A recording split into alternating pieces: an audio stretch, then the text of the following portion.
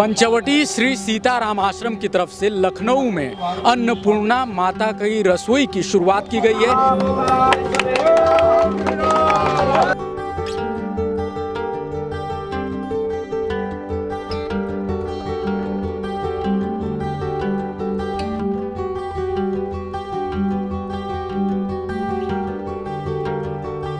बोलिए अन्नपूर्णा मैया की जय, भगवान की जय।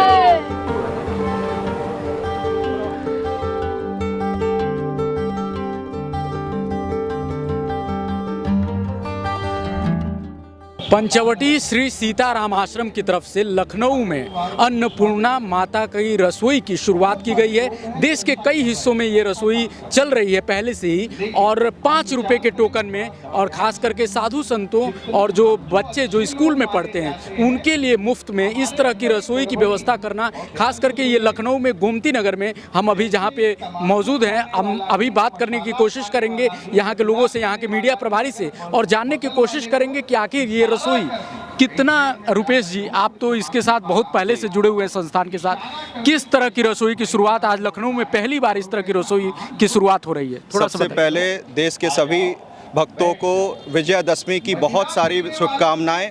मैं रुपेश केसरी, जो कि सीताराम आश्रम की तरफ से एज अ मीडिया प्रभारी हूं, और यहां का संचालन जो अन्नपूर्णा माँ की रसोई का चल रहा है उसमें मेरा पूरा भागीदार है। हमारी पूरी टीम, हमारी पूरे साथी इसमें पूरी तरह से सहयोग कर रहे हैं। और ये रसोई जो महाराज जी की है, श्री रविशंकर जी महाराज, पंचवटी श्री सीताराम आश्रम, ऋषि भूमि बहराइच, ये बहराइच के पास पड़ता है। ऋषि भूमि जो है ऋषियों की भूमि मानी जाती है, और वहाँ का असल में नाम जाना जाए, अगर लोकल लोग अगर नाम जानेंगे तो ऋषिया के नाम से जाना जाता है। वो जो कि नेपाल बॉर्डर से लगे हुए सीमा क्षेत्रों में है।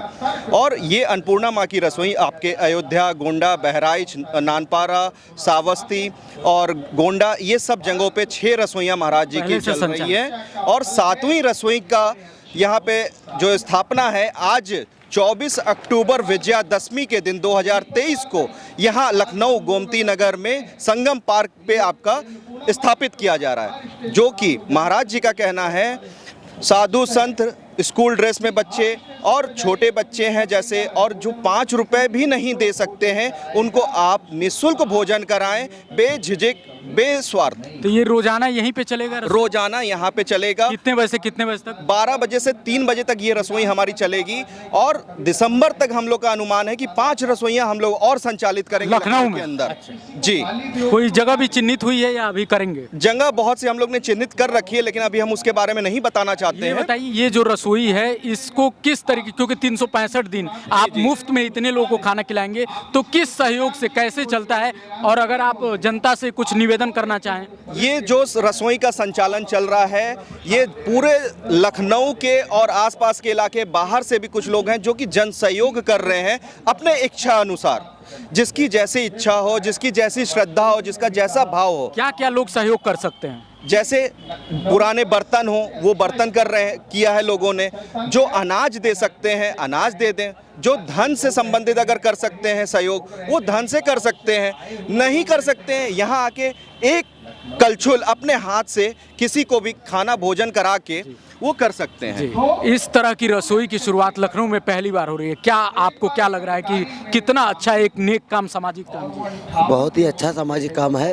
परम पूज्य गुरुदेव जी के सानिध्य में ये कार्य हो रहा है, और इससे काफ़ी वंचित लोगों को लाभ मिलने वाला है। वंचित लोगों, कुछ और लोग भी हैं, इनसे भी बात करते हैं। जी, आप इस रसोई के बारे में क्या कहना चाहेंगे? ये समाज के कल्याण के लिए, और जो भी असहाय लोग हैं, जैसे गरीब हो गए और भी जैसे जो ज़रूरतमंद हैं, उनके लिए ये बहुत ही लाभदायक है। बहुत ही लाभदायक है। पंडित जी भी हमारे साथ हैं। आप इस रसोई के बारे में, मुफ्त रसोई 5 रुपए के टोकन में, जबकि भर पेट खाना मिलेगा, कितना सामाजिक रूप से इसको देखते हैं कि ये बहुत ही? मैं बहुत दिव्य इसको देखता हूँ, और जो हमारे गुरुदेव हैं जो इसको संचालित कर रहा है पंचवटी श्री सीताराम आश्रम को, मैं बहुत बहुत धन्यवाद देना चाहूँगा। और मैं यही अपना। रुपेश जी, एक और बात है कि अगर मान लीजिए कोई सहयोग करना चाहे तो कहाँ आके कैसे करेगा सहयोग करने के लिए हमारा यहाँ पे आश्रम का कार्यालय बना हुआ है गोमती नगर, जहाँ संगम पार्क है।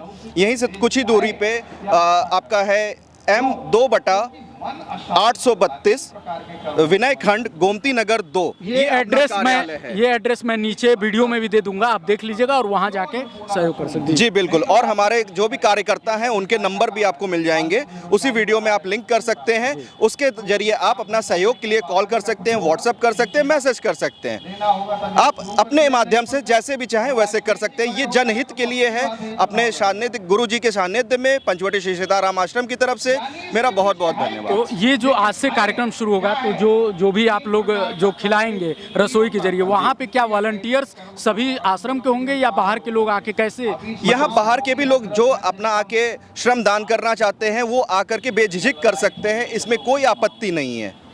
मैंने कहा ना, जैसे भी सहयोग, जो भी भाव हो लोगों का, चाहे वो धन से कर सके, अन्न से कर सके या आकर के श्रम से कर सके। मतलब सिर्फ 5 रुपए के टोकन में ये? जी जी बिल्कुल, 5 रुपए के बाकी टोकन। ऐसे लोग जो नहीं आर्थिक रूप से सक्षम है उनके लिए मुफ्त में, बच्चे जो स्कूल ड्रेस में आएंगे उनके लिए मुफ्त में, और संत महात्मा जो आएंगे उनके लिए मुफ्त में। तो ये बहुत ही अच्छा और नेक काम लखनऊ में शुरू किया गया है। आप गोमती नगर में आ सकते हैं, एड्रेस नीचे आपको मिल जाएगा वीडियो में, वहाँ पे आइए और यहाँ पे अपना सहयोग जरूर कीजिए, क्योंकि लोगों के सहयोग से ही ये रसोई चलनी है।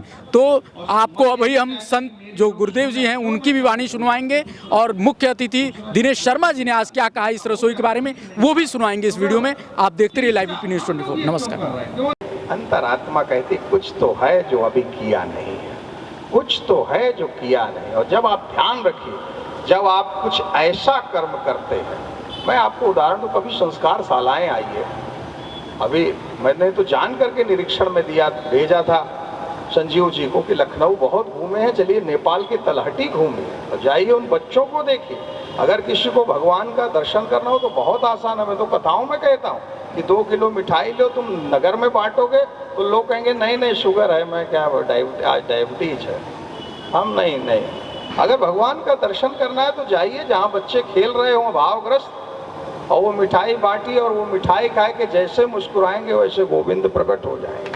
इतना आसान है भगवान का दर्शन करना। उसी प्रकार से हो सकता है कि आपकी रसोई में इस समय एक रसोई में 200-300 लोग लगभग भोजन करते हैं, 7 रसोई में। कई बार मैं रसोई में बैठा हूँ और मैंने वहाँ का अनुभव लिया है।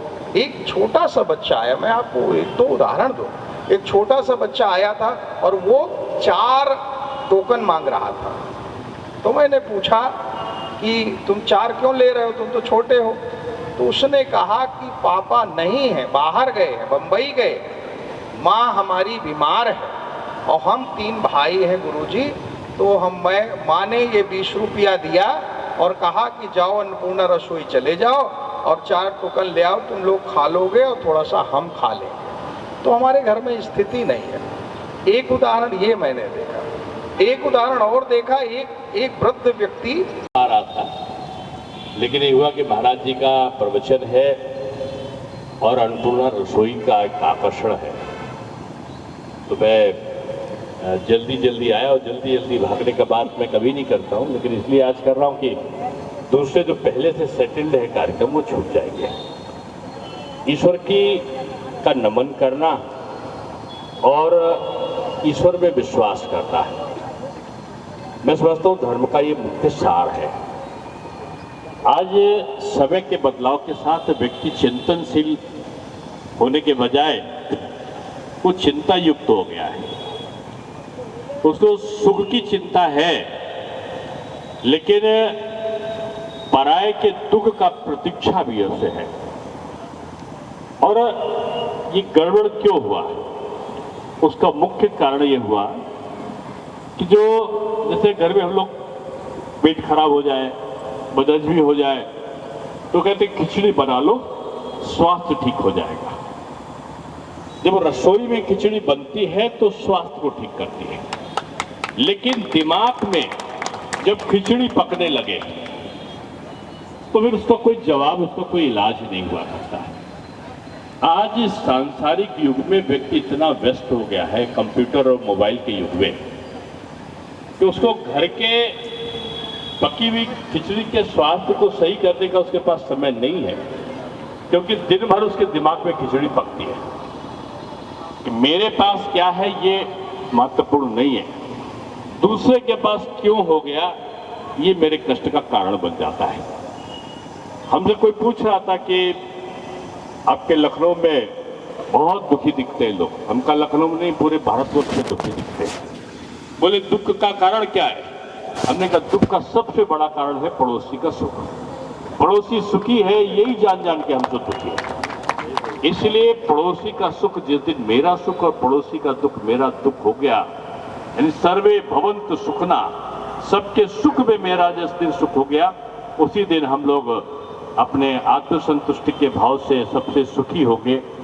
और मैं समझता हूँ अन्नपूर्णा रसोई को चलाने के पीछे भाव इस मानव शरीर को तृप्त करना नहीं है, बल्कि अपनी आत्मा को सकारात्मक दृष्टि देना है कि मैंने भी समाज के प्रति अपने कर्तव्यों का निर्वहन किया है। मैं पूज्य गुरु जी का, रविशंकर जी का आभार व्यक्त करूंगा, क्योंकि मैं बोलने लगता हूं तो भूल जाता हूं कि मैं खुद ही प्रवचन करने लगता हूं। इसलिए मैं क्षमा के साथ अभी तो जल्दी है, फिर कभी आपका कार्यक्रम होगा तो मैं पूरा समय दूंगा। मुझे आप क्षमा करेंगे, मैंने आपको टोका और ये भी कहा कि आप कम बोलिए, क्योंकि इसलिए कहा कि आप खराब बोल रहे हैं, इसलिए नहीं कहा कम बोलिए, आप अच्छा बोल रहे हैं और लोग आपको सुन रहे हैं, तो समय बीत जाएगा, फिर महाराज जी को कोई नहीं सुनेगा, मुझे को भी कोई नहीं सुनेगा। इसलिए बहुत धन्यवाद। आपका बड़ा सात्विक कार्यक्रम है अन्नपूर्णा माँ की रसोई का प्रारंभ। अब हम लोग प्रारंभ करेंगे, लेकिन ये अन्नपूर्णा रसोई में सबकी सहभागिता बन सके, इस आह्वान के साथ आज बजरंगबली श्री हनुमान का लक्ष्य पूरा हो रहा है और कुछ देर के बाद मर्यादा पुरुषोत्तम राम असत्य के प्रतीक रावण का वध कर देंगे। रावण का वध तो होगा, लेकिन रावण रूपी बुराइयों का वध करना आपके हाथ में है। और उन बुराइयों को, ये लोभ है, लालच है, पाप है, ईर्ष्या है, द्वेष है, अहंकार है, इसका नाश, इसका तर्पण करने की जिम्मेदारी आप सबके पास है। यही शायद आज विजयदशमी का आह्वान है। आपने मुझे बुलाया, मैं बहुत आभारी हूँ। बहुत बहुत धन्यवाद। धन्यवाद।